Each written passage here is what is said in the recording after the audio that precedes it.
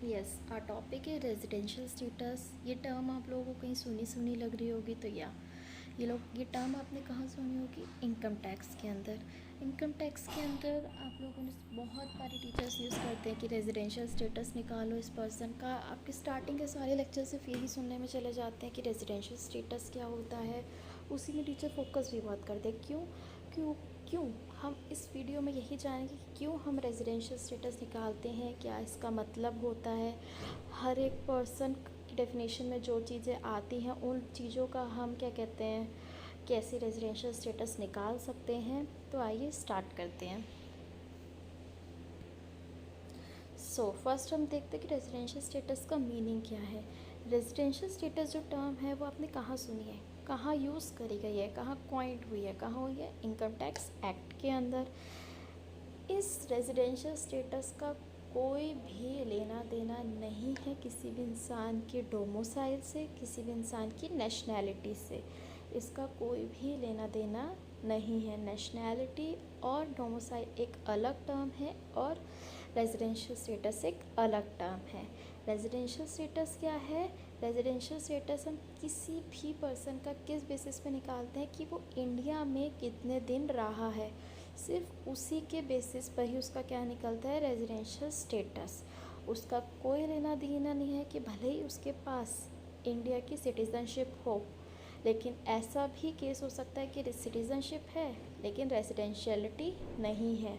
और ऐसा भी केस आ सकता है कि कोई इंसान जिसके पास फ़ॉरेन के कहीं की सिटीज़नशिप है लेकिन उसके पास इंडिया की रेजिडेंशियलिटी है। तो ये सिचुएशन भी आ सकती है। तो अब हम जानेंगे need to determine residential status, कि हम रेजिडेंशियल स्टेटस निकालते क्यों हैं, कि क्या रीज़न है जिसलिए हम रेजिडेंशियल स्टेटस निकाल रहे हैं। ऐसा तो नहीं है कि हमारा मन कर रहा है तो हम निकालने लग गए हैं। तो रीज़न इज़ कि अगर हमें किसी भी गवर्नमेंट को किसी भी इंसान पे टैक्स चार्ज करना है, तो टैक्स चार्ज करने से पहले, टैक्स के स्लैब लगाने से पहले उसे उस इंसान का रेजिडेंशियल स्टेटस जानना पड़ेगा। चाहे पर्सन की डेफिनेशन में जितने भी लोग आते हैं उन सब का रेजिडेंशियल स्टेटस निकलता है, उसी के बेसिस पर उनसे टैक्स चार्ज किया जाता है। ठीक है, तो अब हम देखेंगे, नेक्स्ट हम देखते हैं क्या है टाइप्स ऑफ रेजिडेंशियल स्टेटस। कितने तरीके के हमें रेजिडेंशियल स्टेटस निकालने होते हैं। एक होता है इंडिविजुअल और हिंदू अनडिवाइडेड फैमिली का, और दूसरा होता है कंपनी, एओपी मतलब art association of person, BOI body of individual, local authority, other juridical person. इन लोगों का हम रेजिडेंशियल स्टेटस निकालते हैं। आपको ये वर्ड सुनकर याद आ रहा होगा कि ये पर्सन की डेफिनेशंस में भी फॉलो होते हैं ये सब। तो यस, यू आर राइट। ठीक है, तो हम क्या देखेंगे, पहले इंडिविजुअल का। इंडिविजुअल और एचयूएफ का जो तरीका होगा वो एक होगा, और बीओआई और इन सब का तरीका एक होगा। कैसे एक होगा कि इंडिविजुअल और हिंदू अनडिवाइडेड के अंदर क्या होता है, एक होता है ऑर्डिनरी रेजिडेंट, एक होता है नॉन ऑर्डिनरी रेजिडेंट, और एक होता है नॉन रेजिडेंट। लेकिन बीओआई, कंपनी, एओआई के में सिर्फ दो ही सिचुएशन बनती है।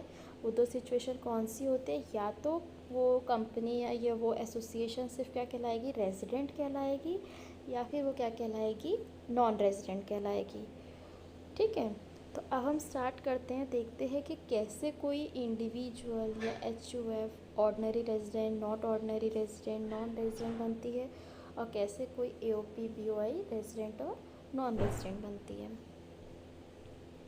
तो चलो फर्स्ट हम स्टार्ट करते हैं, इंडिविजुअल का केस देखते हैं सबसे पहले। ठीक है, इंडिविजुअल के केस में सेक्शन 6 सब क्लॉज 1 जो है वो किसके बारे में बताता है? इंडिविजुअल के रेजिडेंशियल स्टेटस के बारे में बताता है।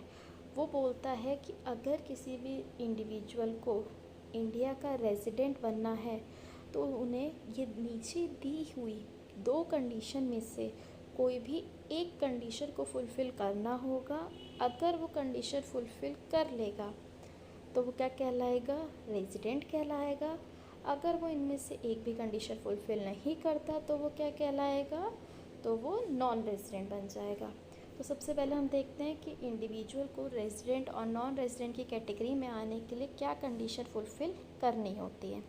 तो बेसिक कंडीशन है, इस कंडीशन को क्या बोलते हैं, बेसिक कंडीशन। बेसिक कंडीशन क्या है, स्टेड इन इंडिया, वो इंसान, वो पर्सन इंडिया में रहा हो कब तक के लिए, 182 डेज़ और more in the previous year, कि जो हमारा पिछला साल गया है उसमें वो 182 डेज़ और उससे ज़्यादा रहा हो, 182 डेज़ और मोर। ये जो ब्रैकेट में 22 और 23 लिखा है, ये आपकी एग्जाम्पल के लिए लिखा है कि जैसे अभी हमारा कौन सा ईयर चल रहा है, 2023 एंड 24, तो हम कौन सा प्रीवियस फाइनेंशियल ईयर देखेंगे, 22 एंड 23। तो अगर हमें किसी पर्सन का रेजिडेंशियल स्टेटस निकालना है तो हम अपने पिछले ईयर का, मतलब उस पर्सन के पिछले ईयर का डाटा देखेंगे कि वो कितने दिन इंडिया में रहा है। अगर वो 182 डेज़ और मोर रहा है तो वो क्या कहलाएगा, रेजिडेंट कहलाएगा। और अगर वो नहीं रहा है तो हम क्या चेक करेंगे, हम सेकंड कंडीशन चेक करेंगे, क्योंकि और है ना, तो अभी हमें सेकंड कंडीशन भी चेक करनी है। और सेकंड कंडीशन क्या कहती है, सेकंड कंडीशन में 2 पॉइंट्स हैं। क्या कहते हैं, सबसे पहले 60 डेज़ और more in the previous year, पिछले साल, मतलब वही 22-23 में वो कितने दिन रहा हो, 60 डेज़ रहा हो, ठीक है। प्लस एंड का मतलब क्या हो गया, प्लस, मतलब ये दोनों चीज़ें साथ में पूरी होनी चाहिए।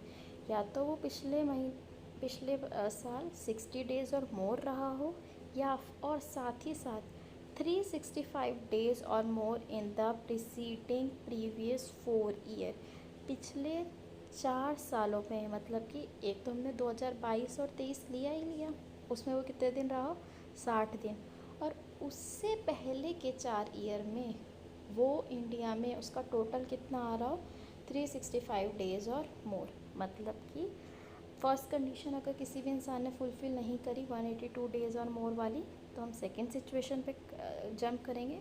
और सेकंड सिचुएशन क्या कहती है कि या तो वो इंसान पिछले प्रीवियस ईयर में इंडिया में 60 डेज़ रहा हो, प्लस उससे पहले के 4 सालों में वो इंडिया में टोटल 365 डेज़ रहा हो।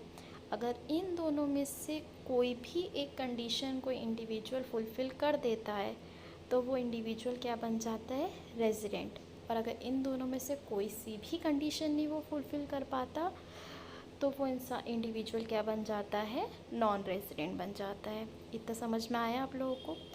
अगर अब इसके बाद वो नेक्स्ट सिचुएशन आती है जो थी ऑर्डिनरी रेजिडेंट और नॉन ऑर्डिनरी रेजिडेंट। अगर वो इंडिविजुअल रेजिडेंट की कैटेगरी में आ गया तब हम उसके आगे का स्टेटस देखेंगे कि क्या वो ऑर्डिनरी रेजिडेंट की सिचुएशन में कैटेगरी में आएगा या नहीं आएगा। तो नेक्स्ट स्लाइड पे चलते हैं। यस, तो पहले हमारी क्या थी, बेसिक कंडीशन, जिसमें हमने बताया कि या तो वो रेजिडेंट बनेगा या फिर नॉन रेजिडेंट बनेगा। अगर बेसिक कंडीशन फुलफ़िल करके वो रेजिडेंट बन गया तो अब हम उसकी सेक्शन 6 सब क्लॉज C6 के अंदर हम उसकी क्या चेक करेंगे, एडिशनल कंडीशन। और वो एडिशनल कंडीशन क्या कहती है, एडिशनल कंडीशन में देखो आप बीच में देखो एंड यूज़ कर रखा है। एंड का मतलब क्या है, पहले ही बताया था, प्लस, मतलब कि ये दोनों कंडीशन साथ में फुलफ़िल होनी चाहिए। अगर इनमें से एक भी कंडीशन फुलफ़िल नहीं हुई तो वो इंडिविजुअल क्या बन जाएगा, नॉन ऑर्डिनरी रेजिडेंट। और अगर ये दोनों कंडीशन उसने फुलफ़िल कर ली, रेजिडेंट ने अगर ये दोनों कंडीशन फुलफ़िल कर ली तो वो क्या बन जाएगा, ऑर्डिनरी रेजिडेंट। इतना समझ में आया आप लोगों को। अब देखो 2 कंडीशन क्या क्या है। सबसे पहले उसे क्या करना है, he has been resident in India for at least 2 out of 10 preceding year. मतलब हम पिछले साल का निकाल रहे हैं, मतलब पिछले साल पे ही तो हम टैक्स कैलकुलेट करते हैं ना, तो पिछले 10 सालों में किन्हीं 2 ईयर में वो इंडिया में रहा हो। और 2 ईयर मतलब पूरे 2 साल, ठीक है। ऐसा इसमें डेज़ काउंट नहीं होंगे, इसमें पूरा ईयर काउंट होगा कि पिछले 10 सालों में से किन्हीं भी 2 ईयर में वो इंडिया में रहा हो, और प्लस और क्या हो, पिछले 7 सालों में वो टोटल 730 डेज़ रहा हो। 730 डेज़ उसके बिट्स में भी हो सकते हैं। बिट्स मतलब जैसे मान लो 2016 में कुछ टाइम रहा, 2018 में कुछ टाइम रहा, 2019 में कुछ टाइम था, तो टोटल उसके 730 डेज़ काउंट होंगे। लेकिन फर्स्ट कंडीशन में क्या होगा, 10 सालों में से किन्हीं 2 ईयर्स में वो इंडिया में रहा हो। तो अगर कोई भी इंडिविजुअल एडिशनल कंडीशन दोनों फुलफ़िल कर देता है तो वो इंडिविजुअल क्या कहलाता है, रेजिडेंट ऑर्डिनरी रेजिडेंट। और अगर वो कंडीशन फुलफ़िल नहीं करता, मान लो उसने फर्स्ट कंडीशन फुलफ़िल कर दी, फर्स्ट तो नहीं सॉरी सेकंड बोलो, सेकंड फुलफ़िल कर दी और फर्स्ट फुलफ़िल नहीं करी एडिशनल कंडीशन, तो भी वो क्या कहलाएगा, resident but not ordinary resident. किसी भी इंडिविजुअल को रेजिडेंट ऑर्डिनरी रेजिडेंट बनने के लिए ये दोनों कंडीशन का फुलफ़िल करना ज़रूरी है। अगर इन दोनों में से एक भी कंडीशन उसने फुलफ़िल नहीं करी तो वो किसकी कैटेगरी में आ जाएगा, resident but not ordinary resident. Thank you.